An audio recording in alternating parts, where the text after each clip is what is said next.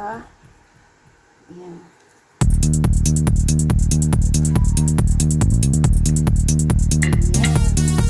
Pagkatapos niyan,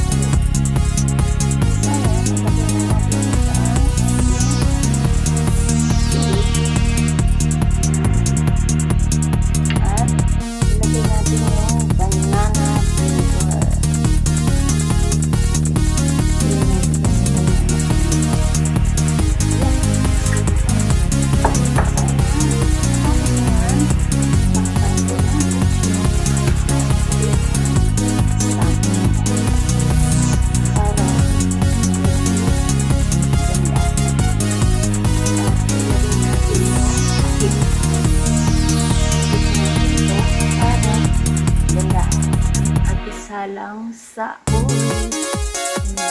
medyo ilaw lalay ang ating so wait natin for check natin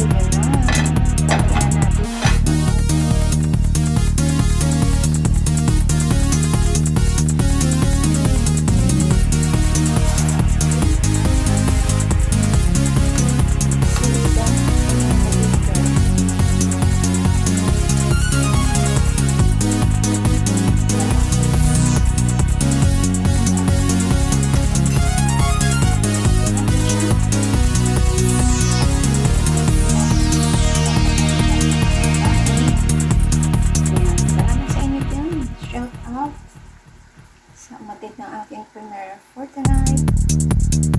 Simpleng dito lang. Paksiw sa dahon.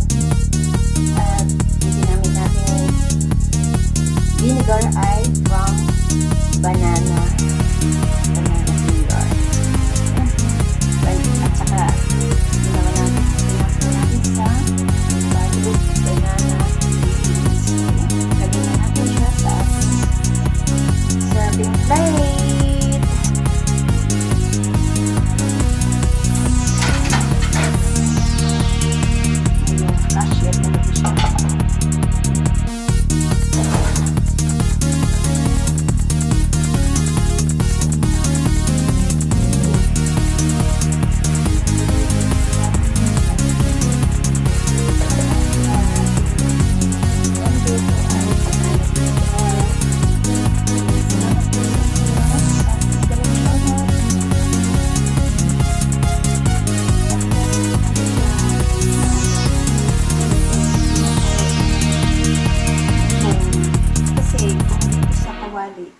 Meron tayo sa magsusupong po siya.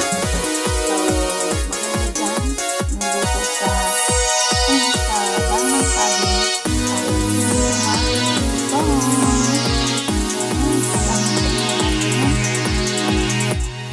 Try nyo po. Masarap ang paksiw or pinangat. Ano bang may bahan ng pinangat at paksiw? Hindi ko alam. Basta sa akin, dati kasi ang nanay ko ay nagpapaksil sa pulon. So, yun may mga nagsasabi na nagsasabi na paksil yan. We are usually use ng word na paksil. So, ayan ang ating paksil na ulam po today. Nalumpong. First po yan. Kapibili ko lang yan. Kaninang umaga. Tapos, ito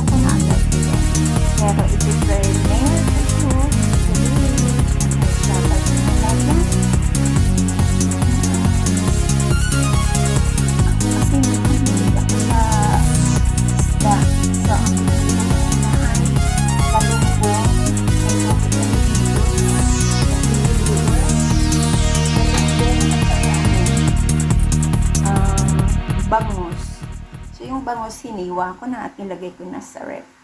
At yan lahat ay ginawa kong paksiw. Ang sarap niyan. Makakadami kayo dyan ng kanin. At tara, kumain na po tayo. Ako'y nagugutom na din. Para sa aking lunch. Ayan, magla-lunch pa lang ako ngayon. Ayan, salamat sa inyo. Daling ko ito sa aking table. So, ayan, kain na tayo. Masarap to. Unahin ko itong naandito sa bibig. At kainin. Thank you so much po sa inyo.